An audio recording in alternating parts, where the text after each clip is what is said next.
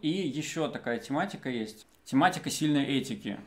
Давно, в общем-то, хотелось ее затронуть. Дело в том, что когда мы смотрим с позиции соционики на то, кто из людей или из представителей каких типов лучше разбирается в людях.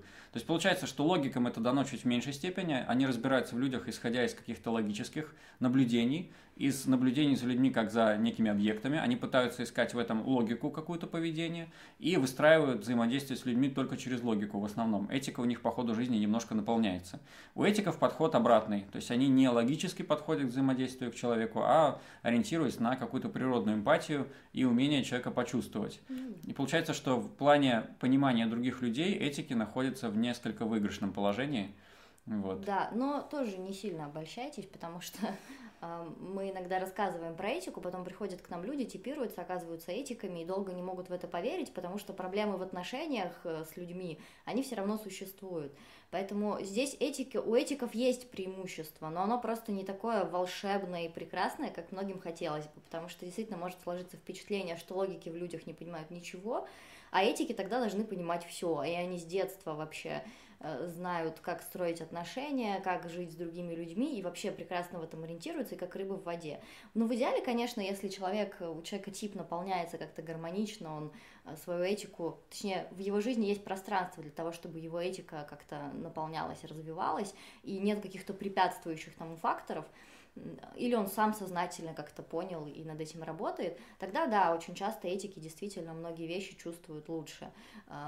Но не думайте, что это какая-то панацея, и что этики в этом плане какие-то волшебники, потому что есть преимущество, но оно не абсолютное.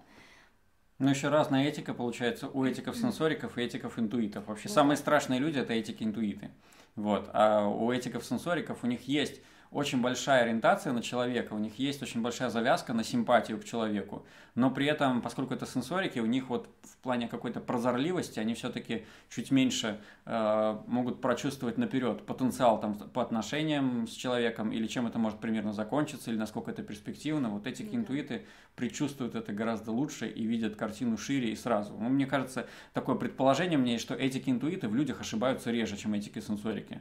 Так уж. Ну, да, возможно. Они просто по-разному смотрят с разных сторон на человека, и у этиков сенсориков этика просто такая более приземленная, более про какую-то реальную жизнь, про реальное взаимодействие. А этики, интуиты, они еще мыслят там более абстрактно, и поэтому действительно с какими-то там прогнозами и предчувствиями и видением наперед нам несколько лучше.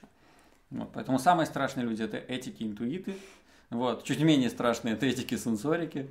Вот. Потом, наверное, логики-интуиты, потому что там с интуицией Да, да, кстати, у логиков-интуитов их иногда интуиция вот в общении с людьми выручает, потому что она, опять же, добавляет какой-то прозорливости, и очень часто мы такое замечали, когда вот интуиция немножко направляется на других людей, и логикам-интуитам в этом смысле тоже может быть слегка попроще. Вот. Ну а логикам-сенсорикам только этику прокачивать, там, наполнять ту, которая не самая одномерная. Вот.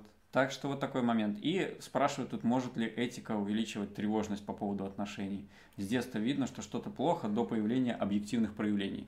Да, такое может быть. Ну, тревожность, опять же, это такая штука. Кто-то будет видеть объективно, точнее, чувствовать наперед, что что-то идет не так, но не будет тревожиться, а будет просто как-то пытаться из этой ситуации вырулить. Но действительно, если вы видите что-то такое, предчувствуете, это может быть следствием там, либо этики, либо интуиции. Но точно сказать нельзя, потому что мы обычно идем не от проявления какого-то конкретного человека к типу, а наоборот, мы его знаем тип и уже трактуем вот эти проявления, мы понимаем, что это конкретно, потому что иногда вот то, что вы сейчас описали, это можно отнести и к этике, и к интуиции, и здесь уже нужно смотреть и разбираться, что конкретно в вашем случае так проявляется. Но как вариант такой может быть.